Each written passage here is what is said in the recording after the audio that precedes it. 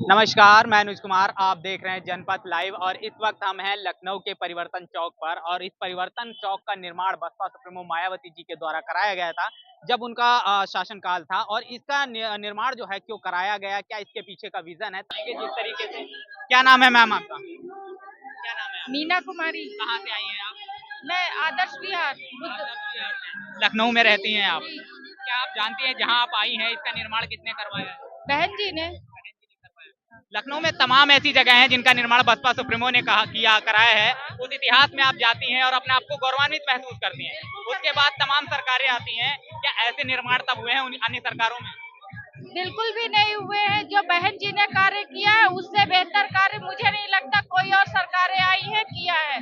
उन्होंने सिर्फ मंदिर मस्जिद को बढ़ावा दिया है, लेकिन बहन जी ने सामाजिक स्तर को देखते हुए अपने समाज के अलावा भी अन्य समाज के लोगों का भी उत्थान किया है। बहन जी ने जो कार्य किया है वो कोई अन्य सरकारें नहीं कर पाएंगी। क्या यही कारण है कि बसपा या मायावती जी को बीजेपी की बी टीम कहा जाता है? बीजेपी की बी टीम इसलिए कहा जाता है क्योंकि एक तो महिला, ऊपर से वो दलित।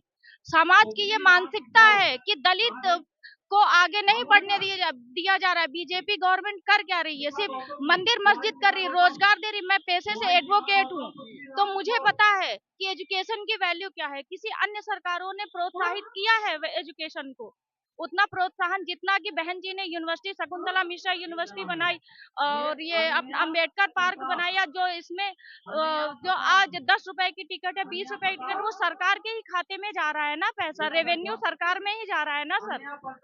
जिस तरीके से देखा जाए जो तमाम लोग हैं आज जिन्होंने बाबा साहब के नाम से जिले की बात किया जाए, मान्यवर कांसीराम के नाम से बनाए, तमाम जो जिले बसपा सुप्रीमो ने बनाए बहुजन महापुरुषों के नाम से, उनके नाम बदल दिए, प्रमोशन में आरक्षण का बिल फाड़ दिया और आज संविधान बचाने और आरक्षण बचाने की बात करते हैं और कहते हैं कि वो दलित अगर मायावती जी को वोट देगा तो भारतीय जनता पार्टी जीत जाएगी, अपना वोट ना खराब करें और उनको वोट। सॉरी सर, मैं आपका क्वेश्चन। तमाम ऐसे लोग हैं जो बसपा सुप्रीमो ने तमाम जिले बनाए, उनके नाम बहुजन समाज के महापुरुषों के नाम पर रखे और लोग जब शासन सत्ता में जो दूसरे लोग आते हैं उनके नाम बदल देते हैं उन जिलों के। उनके लिए आप क्या कहना चाहेंगे? आज वो आरक्षण बचाने और संविधान बचाने की बात करते हैं। सर, जो सरकारें आ रही हैं वो भी तो यही कर रही हैं। इलाहाबाद का नाम बदलने की क्या जरूरत है? उन्होंने भी तो प्रयागराज रख दिया ना। हिस्ट्री तो वो लोग भी कर रहे हैं ना, चेंज कर रहे हैं। बहन जी ने नाम नहीं बदले हैं, पहले से ही वो नाम हमारे। आप सर बैक में जाइए तो वो हिस्टोरिकली नाम है बाबा। बहन जी ने क्या किया, नया जिला बनाया और फिर इसका नाम दिया। बहन जी ने नए जिले में, सिद्धार्थ को कौन नहीं जानता? अगर सिद्धार्थ को सिद्धार्थ नगर कर दिया गया तो इसमें बहन जी ने गलत किया क्या? जो सरकार आती अपने अपनी सरकारों को ही तो अपने अपने, कोई परशुराम जी के नाम पे रखता है। सब लोग अपने अपने जिस धर्म को वो मानते हैं, जिस भगवान को मानते हैं। बीजेपी ने क्या किया? राम मंदिर बनाया, राम को प्रमोट किया। आजकल हर किसी के जबान में सिर्फ राम का ही नाम है। बाबा साहब ने संविधान बनाया। बाबा साहब को भारत रत्न कहने के लिए भी और मिलने के लिए भी कितना ज्यादा संघर्ष करना पड़ा, सिर्फ इसलिए कि हम दलित हैं। एक राहुल गांधी जी का एक बयान वायरल हो रहा है। राहुल गांधी जी कह रहे हैं कि मान्यवर कांसीराम साहब सिर्फ दलित ना होते तो उनकी कोई पहचान नहीं। सर देखिए, राहुल गांधी की अपनी क्या पहचान है, उनकी आइडेंटिटी क्या है, ये सभी को पता है। तो कांसीराम जी अपने आप में एक पहचान है, उन्हें किसी की पहचान या दलित, यही तो हमारे समाज की सबसे बड़ी विडंबना है कि दलित ही कह के इन पिछाड़ा जाता है। गौतम बुद्ध ने क्या संदेश दिया कि सभी लोग इक्वल हैं, तो गौतम बुद्ध का संदेश तो कोई मानता ही नहीं। राम तो पहले से ही क्षत्रिय थे ना, तो वो तो क्षत्रिय ही कहे जाएंगे ना। तो दलितों को तो किसी ने प्रमोट ही नहीं किया। आज भी कांसीराम जी ने समाज के उत्थान के लिए इतना कार्य किया, लेकिन उनको कोई नहीं मानेगा कि वो अच्छे थे, महापुरुष थे। और राम जी ने क्या किया सभी को पता है। उनको अपनी पत्नी को लाने के लिए भी दूसरों का सहारा लेना पड़ा। तो सर आपको खुद ही पता हो, कांसीराम जी ने तो समाज के उत्थान के लिए शादी भी नहीं की। बहन जी ने क्या किया? उनके तो पति भी नहीं है, बच्चे भी नहीं है। बहन जी ने समाज के उत्थान के लिए अपना सर्वस्व न्यौछावर कर दिया।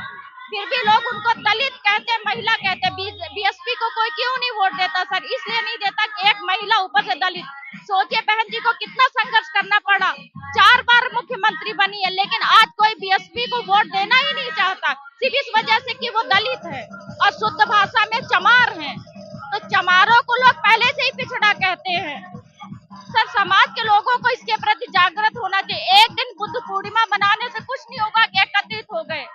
सभी को इसके लिए सामाजिक कार्य करेंगे सर। बहुत बहुत धन्यवाद आपका बात करने के लिए। जिस तरीके से हम और लोगों से बात कर रहे हैं, या क्या नाम है बेटा आपका? मेरा नाम शिवांगी गौतम। आज आप यहाँ क्यों आई हैं? भीमराव अम्बेडकर का बर्थडे मनाने। या आज जो बुद्ध पूर्णिमा है, आप बाबा साहब के बारे में जानती हो आप? हाँ, क्या किया है उन्होंने?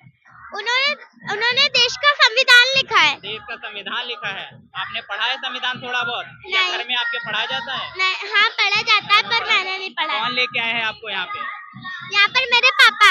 आपके पापा लेके आए? हाँ। आपके पापा आपको गौतम बुद्ध के बारे में, बाबा साहब के बारे में और माननीय कांशीराम साहब, इन सब के बारे में बताते हैं? हाँ।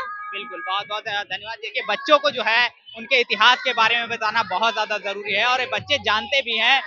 क्या नाम है आपका? अजीत कुमार, कहाँ से आए हैं आप? लखनऊ से, पारा से। पारा से आप आए हैं। जहाँ पे आप बैठे हैं, क्या आप जानते हैं इसका इतिहास और इसका निर्माण किसने करा है? नहीं, ज्यादा इतिहास तो नहीं जानता, लेकिन इतना जरूर जानता हूँ, मायावती जी ने शायद बनवाया है।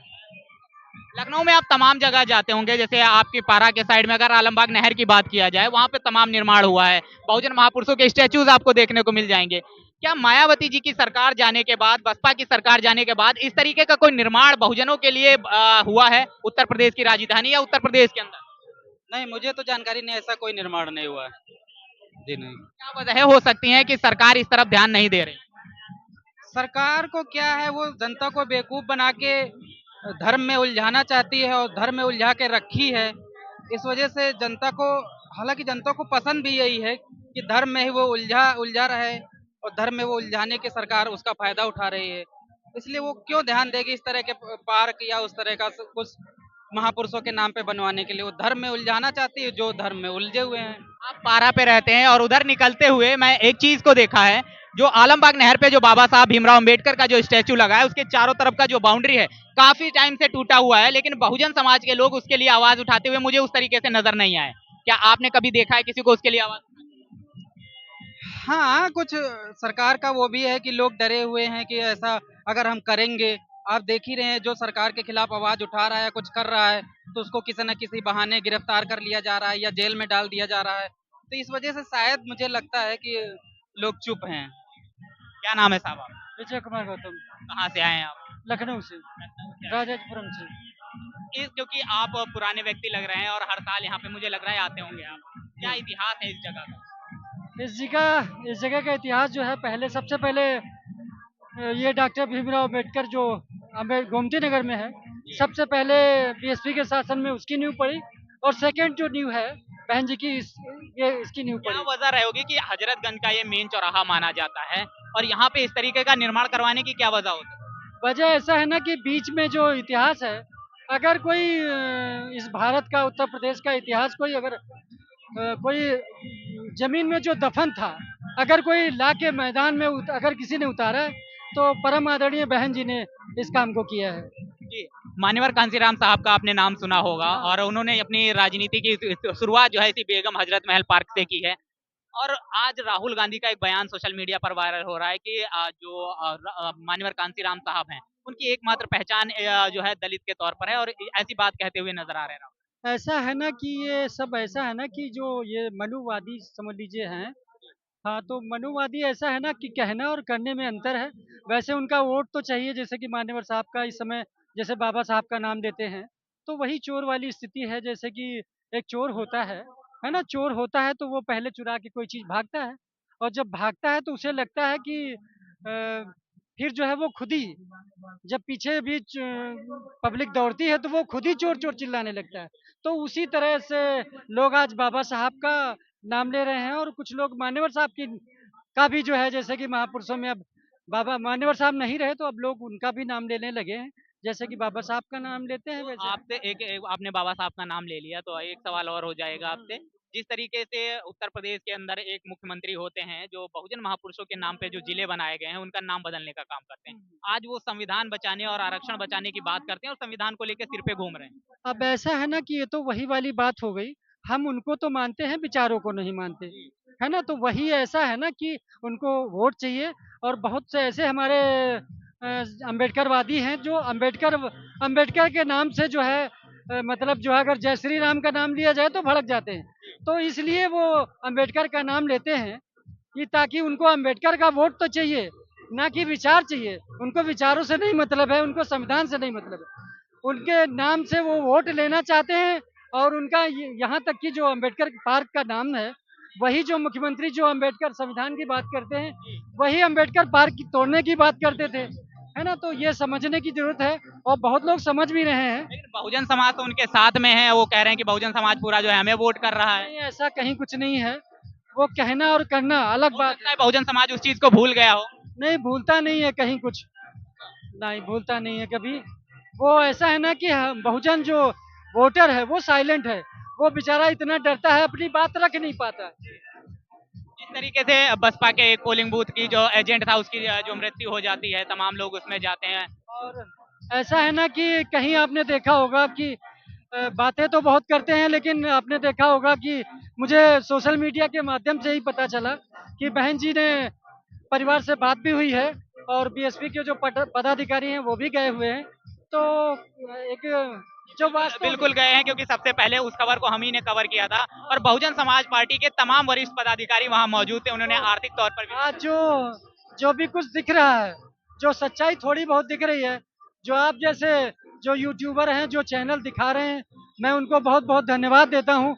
नहीं तो कहीं कुछ शायद बहुजन महापुरुषों का और बहुजन जो वास्तव में जो राष्ट्रीय पार्टी है हमारी, भारत की राष्ट्रीय पार्टी तीसरे नंबर की राष्ट्रीय पार्टी है। अगर आप लोगों के माध्यम से जो भी नज़र आ रहा है, वो आप लोगों के माध्यम की आप लोगों की देन है। बहुत बहुत धन्यवाद बात करने के लिए। जिस तरीके से हम तमाम लोगों से बातचीत कर रहे थे और यहाँ पर बहुजन जो इतिहास को जागृत बसपा सुप्रीमो ने किया उसके बारे में लोगों को जानकारी है। लेकिन बसपा सुप्रीमो के जाने के बाद इस तरीके का बहुजनों के लिए किसी भी तरीके का कोई निर्माण नहीं हुआ है और बहुजन समाज पार्टी के लिए किस तरीके से लोग जो समर्पित हैं और क्या उनका जो है उनके लिए सोच है। बसपा जो लोग कहते हैं कि बसपा का वोटर साइलेंट है, वो साइलेंट तौर पर है। वो कुछ झलकियां जो है आपको यहाँ पर दिखाई दे रही होंगी। बसपा सुप्रीमो के इस तरीके के निर्माण को लखनऊ के जो है पॉस एरिया में कराया गया है, परिवर्तन चौक पर कराया गया है। इसको लेकर आप क्या सोचते हैं, कमेंट बॉक्स में अपनी प्रतिक्रिया जरूर दर्ज कराइएगा। बने रहिएगा जनपद लाइव के साथ। तब तक के लिए जय भीम, जय भारत।